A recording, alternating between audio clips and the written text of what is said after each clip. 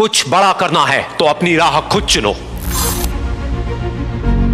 भेड़ बकरियों की तरह नहीं, शेर की तरह चलो। कितना भी कठिन हो रास्ता, हर हाल में आगे बढ़ो। ये दुनिया तुम्हें डराएगी, सताएगी, रुलाएगी, हर रोज एक नया रूप दिखाएगी। पर जिस दिन तुम अपनी मंजिल को पाओगे, तब यही दुनिया नाम तुम्हारा जपते जपते पीछे पीछे आएगी।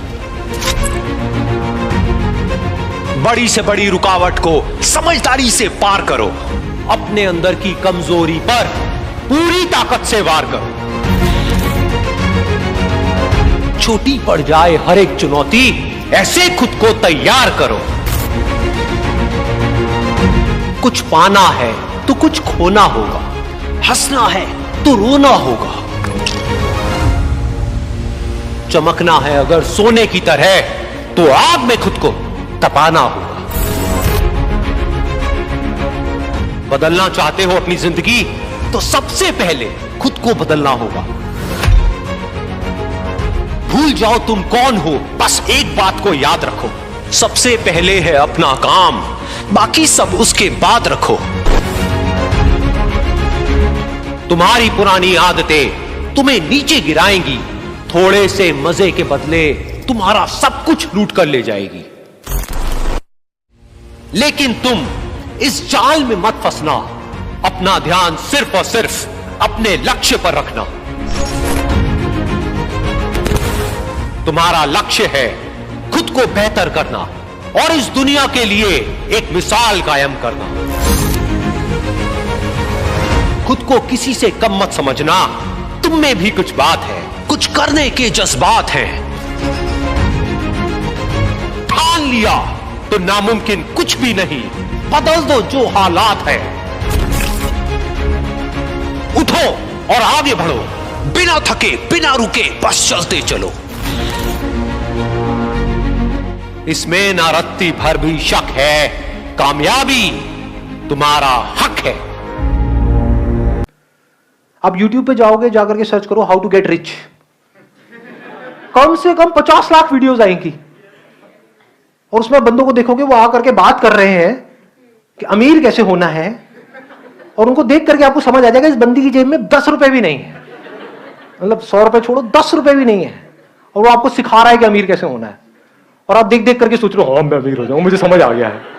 क्या खाक समझ आया है? तो it's not just about learning from books, it's not just about learning from people, it's about learning from the right kind of books and from right kind of people. Only that will make you successful. कहीं से भी कुछ भी अंदर feed कर रहे हो और सोच रहे हो उसके बेस पे कुछ हो जाएगा, कुछ नहीं होने वाला है। जो बंदा सक्सेसफुल है ना किसी भी फील्ड में, वो कुछ नहीं भी बोलेगा, कुछ नहीं भी करेगा, उसको सिर्फ देख करके उसकी बॉडी लैंग्वेज से आप बहुत कुछ सीख सकते हो। मतलब जिसको एक्टिंग नहीं आती है वो आपको 10 साल तक बैठ करके एक्टिंग सिखाता रहे, आएगी खराब एक्टिंग आ जाएगी और आपको लगेगा भी कि हाँ मैं पता नहीं क्या बन गया हूं, मैं तो सर से भी अच्छी एक्टिंग कर रहा हूं। अबे सर को खुद को ही नहीं आती, तू क्या कर रहा है अंकल। जैसे आप किसी बड़े प्लेटफॉर्म पे जाओगे वहां पे जाकर के वो बोलेंगे क्या है ये, मैंने अपने सर से सीखा है।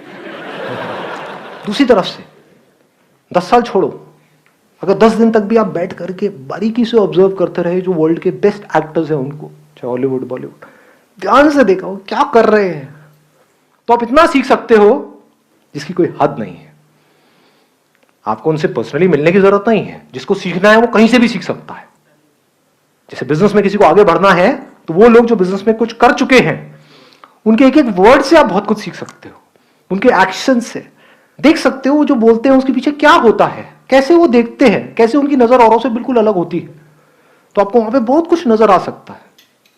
और दूसरी तरफ से जिनका बिजनेस में कोई एक्सपीरियंस नहीं है और वो आपको कुछ भी आकर के बोल रहे हैं, चाहे अच्छा चाहे बुरा, सब बकवास है। Last but not the least, ये 2 पॉइंट हमारे कवर हो गए। Passion, practice in the right direction based upon knowledge and information from the right source, and absolutely passionate about learning. Practice करते चले जा रहे हो, करते चले जा रहे हो, करते चले जा रहे हो, करते चले जा रहे हो उस फील्ड में। अब जरूरी तो नहीं है कि आप प्रैक्टिस करो तो रिजल्ट आएगा, रिजल्ट तो आपके हाथ पे नहीं है ना। एक्टिंग सीखना आपके हाथ में है, एक अच्छा एक्टर बनना आपके हाथ में है। आपको मूवी मिलेगी या नहीं मिलेगी वो आपके हाथ में थोड़ी है, डायरेक्टर के हाथ में है। तो वहां पर क्या चाहिए? पेशेंस एंड परसिस्टेंस, क्योंकि आप सही डायरेक्शन में जा रहे हो। You are not going in a wrong direction. जैसे मंजिल तक आप पहुंचो या ना पहुंचो, आपको यह कॉन्फिडेंस होना चाहिए कि मैं सही जा रहा हूं। इनफैक्ट अगर आपको कोई बहुत बड़ी सक्सेस मिल भी गई, उसके बाद भी इन 3 पिलर्स को ध्यान में रखना है मरते दम तक। कितनी देर लगती है सक्सेस को फेलियर बनने में? कितनी देर? आप मानो आपने बहुत पैशनेट हो आप क्रिकेट को लेकर के, मैं क्रिकेट का एग्जांपल इसलिए दे रहा हूं, आप सब आराम से रिलेट कर पाओगे। बहुत आपने प्रैक्टिस करी, आपको रिजल्ट मिल गया, आप इंडियन टीम में पहुंच गए। उस टीम से बाहर निकलने में कितनी देर लगेगी जी? मानो आपको 1 मौका मिला, 2 मिला, 3 मिला, 4 मिला, उसके बाद में आपको बाहर कर दिया गया। लेकिन अगर आप इस गेम को समझ गए हो जिसकी मैं बात कर रहा हूं, इसको बोलते हैं जिंदगी का खेल। खेल को समझ गए तो आप क्या कहोगे? क्या मेरी प्रैक्टिस ठीक है? क्या जिस तरह से मैं खेल रहा हूं वो ठीक है? क्या मेरे में दम है तो मुझे इसकी परवाह करनी ही नहीं है कि मैं इंडियन टीम में हूं या नहीं हूं, मुझे सही खेलते रहना है। This is called persistence. This is not a negative word, this is an extremely positive word. Persistence को, पेशेंस को हम नेगेटिव समझते हैं ना जी। This makes you stronger. तो अगर सब कुछ मिल करके आपसे छीन भी लिया गया, आपको रत्ती भर भी फर्क नहीं पड़ेगा अगर इस खेल को आप समझ गए हो तो, क्योंकि आपकी सेल्फ एस्टीम तगड़ी है। भाई मेरे खेल में तो दम है, कब तक नहीं मेरे को मौका देंगे? कब तक मेरे को रोकेंगे आगे जाने से? जैसे आसमान में अगर सूरज है तो उसको कितनी देर तक बादल रोक सकते हैं? उसकी चमक को कितनी देर तक रोका जा सकता है? कुछ देर तक। लेकिन अगर चमक होगी तो पूरी दुनिया को दिखेगी, उसको रोकने का कोई तरीका नहीं है। और क्या है बचपन से आज तक अगर देखा जाए आपकी लाइफ को अगर समअप किया जाए, और क्या है खुश होने की struggle? We need desirable thoughts, feelings, emotions related to something. वो चीज है, उसका थॉट हमको खुशी नहीं देता है।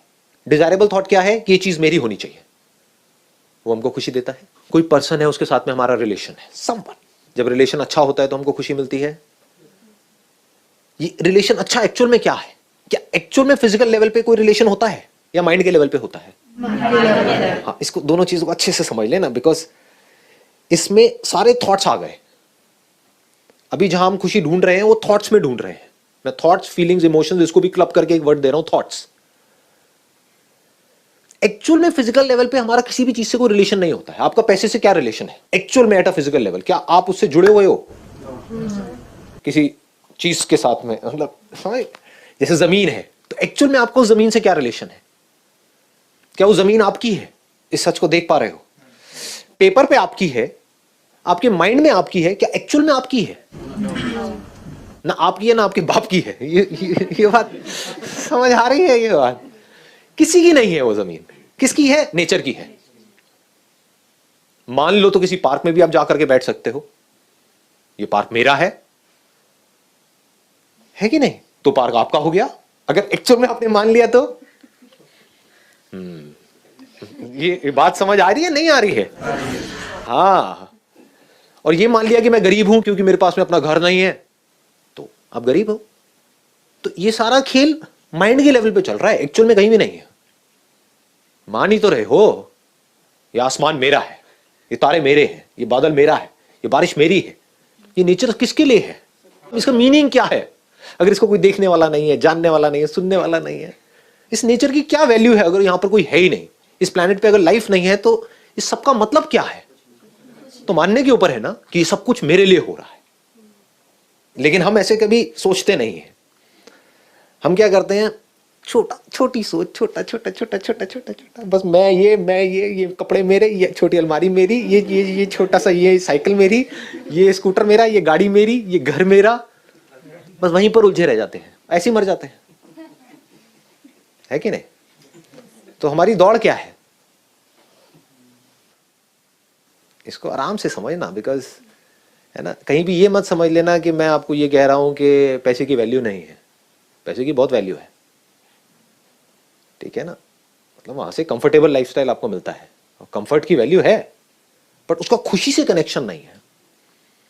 खुशी का कनेक्शन किसी और चीज से है, राइट अंडरस्टैंडिंग से है।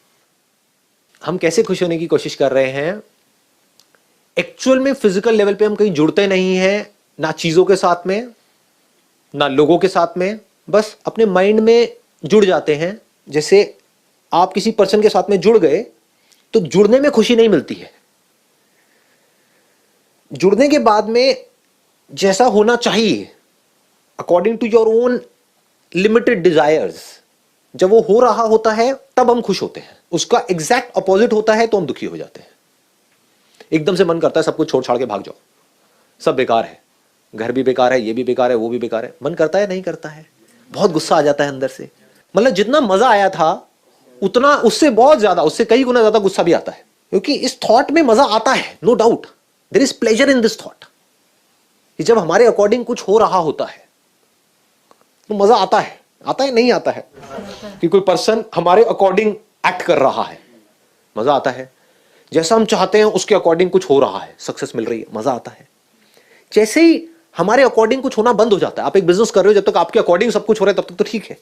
जैसे ही आपके अकॉर्डिंग होना बंद हो जाता है, आपके एम्प्लॉइज ने कुछ ऐसा किया जो आपके अकॉर्डिंग नहीं है, तो गुस्सा आएगा नहीं आएगा, फ्रस्ट्रेशन आएगी। फिर धीरे धीरे आप देखोगे उसके अंदर कड़वाहट आने लग जाएगी। जिसके अंदर जितनी ज्यादा कड़वाहट आ गई, समझ जाओ खुशी से उतना ही दूर है, जी रहा है, जिंदा लाश है। ये एक प्रॉब्लम है थॉट के लेवल पे खुश होने में।